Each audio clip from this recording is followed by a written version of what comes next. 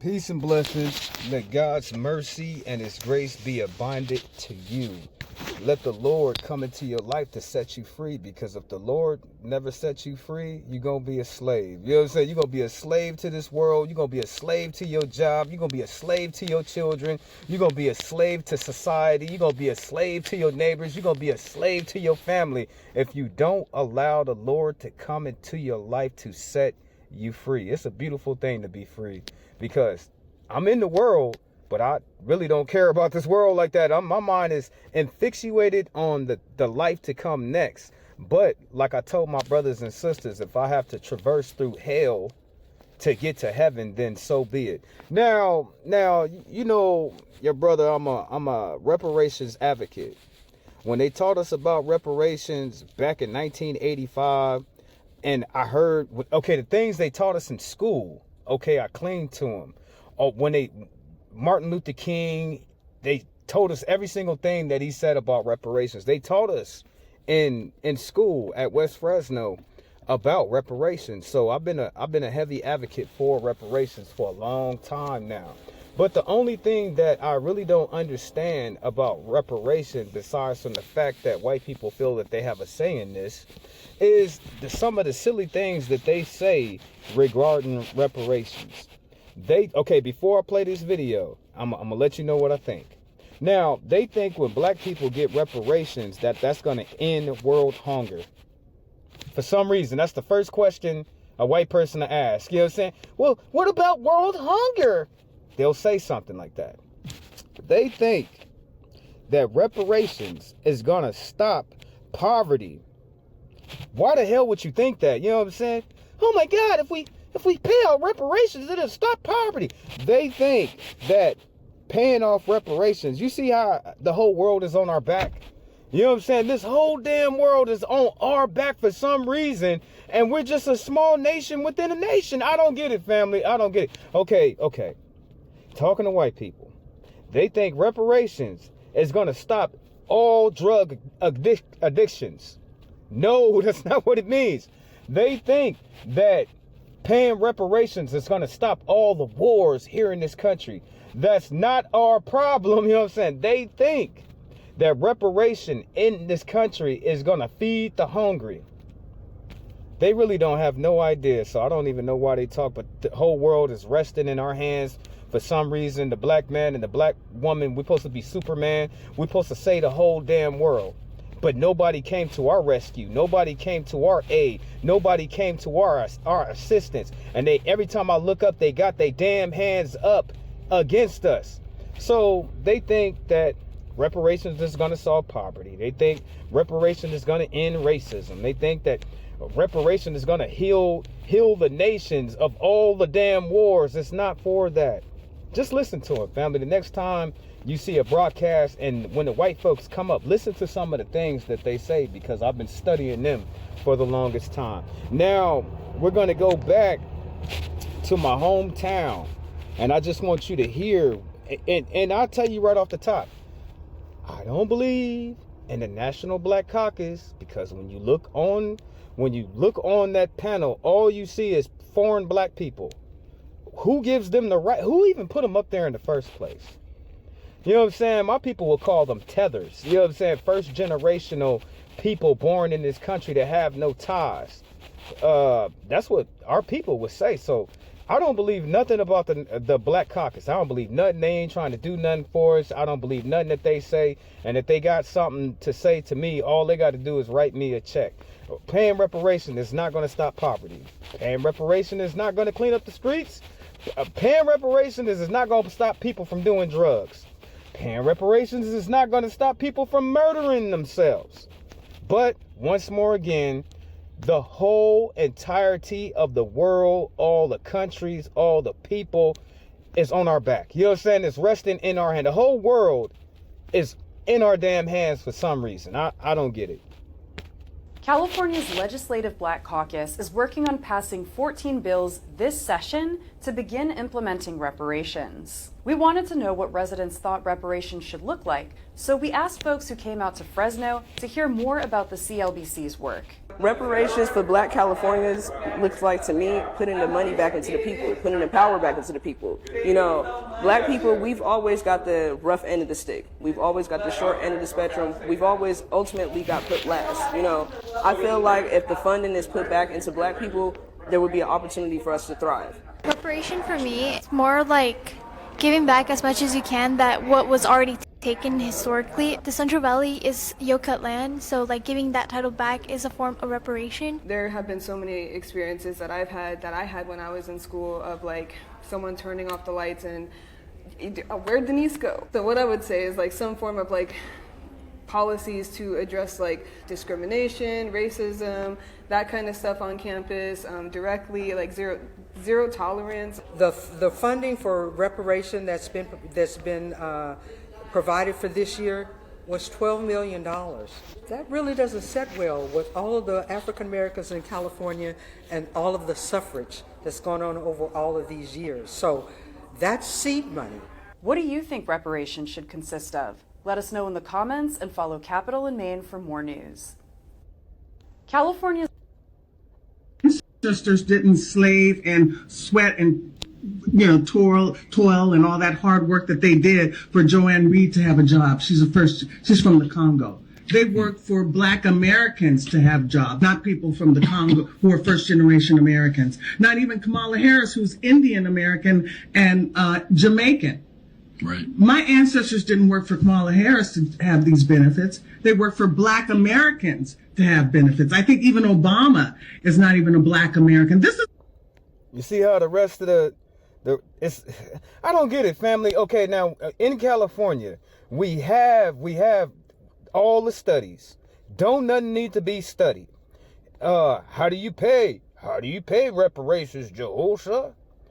What's your last name? Where you come from? You know what I'm saying? What's your last name? You know damn well that's a white man's last name. That's not your damn name. All the African people, they already got their African names. That don't sound white. How do you pay reparations? Pay reparations to anybody that don't know their history. They come from slavery. They don't even carry their forefathers' last name. But to go again, you see how the different people from other countries, they come over to California, they crash out on these panels and do the most stupidest, ridiculous things to stop us, to hold us back. And now they sitting up over there with their hand out, always asking for help for us, but always trying to derail anything that we put in motion. But y'all still want to be friends. Y'all still want us to get along. Y'all still want us to help y'all. You should know how I feel. This is why using color, the skin color, is not sufficient. It's American experience. It's confusing. Right. And this is why I say white Americans and Black Americans have been in America the longest since its founding. And that is significant. That matters. My name is Reverend Dr. Robert Turner, pastor of Empowerment Temple. I would like to just ask you all a question, a rhetorical question. On your way home today, if you found that your child was kidnapped and sold away to a place you've never seen before, and your child was forced to be enslaved in a place where she didn't know the language, and put on an auction block, your child that you birthed, that you raised, and then your child had children. You never could meet them. You never saw them. And your child and your child's child grew up in this society, and one day they thought that they were free. And in that freedom, they were attacked by state-sanctioned terrorism. They were denied the right to participate. This is your grandchildren. Denied the right to participate, denied the right to learn, to read or write. These are your grandchildren. And when... From what Dr. Claude Anderson said, he said that we had to teach our own self how to read. Can you imagine that? Can you imagine that? You know what I'm saying? Your grandparents that came out of slavery, not only did they have nothing, they had to teach their own selves how to read and write. It's a damn shame, family. They started their own areas. They were destroyed by racial terror. And then your great-great-grandchildren growing up in this society now have an opportunity to get some redress. What would you want the elected officials to do for your great-grandchildren? The state of Maryland has over 650 commissions. The state of Maryland has over 650 commissions, not one of them to repair and redress the harm that happened to your grandchildren. I'm not asking you to do anything unusual that you wouldn't do for yourself. God bless you in your proceedings. The nation 1 penny to integrate lunch counters. It didn't cost the nation 1 penny to guarantee the right to vote. But now we are dealing with issues that cannot be solved without the nation spending billions of dollars and undergoing a radical redistribution of economic power. Yes. But you are reminding the nation that it is a crime for people to live in this rich nation and receive starvation wages. That we spend $322,000 for each enemy we kill in Vietnam, while we spend in the so-called war on poverty in America only about $53 for each person classified as poor. America's opportunity to help bridge the gulf between the haves and the have-nots. And the question is whether America will do it. There's nothing new about poverty. What is new is that we now have the techniques and the resources to get rid of poverty. The real question is whether we have the will.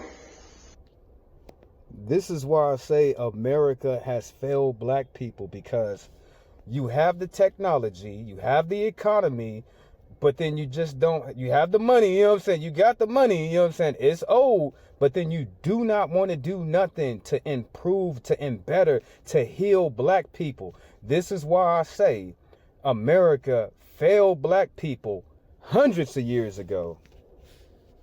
Tariq Nasheed, the FBA family and supporters gathered together again in D.C. for Rally for Reparations. It was a clear and precise agenda, and the agenda, the planning, the unity of black people and all people came together on that day with one mind.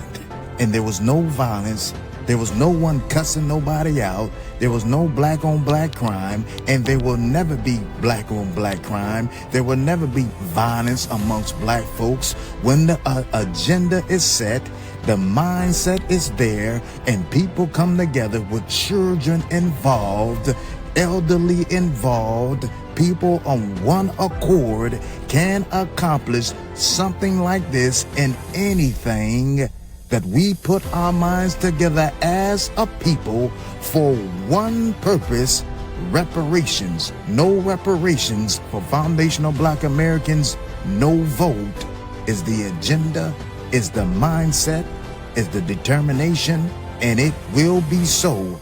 Reparations for foundational black Americans. Or what's going to happen is every vote is going to be handcuffed and thrown away with no vote, unless there is reparations for FBAs.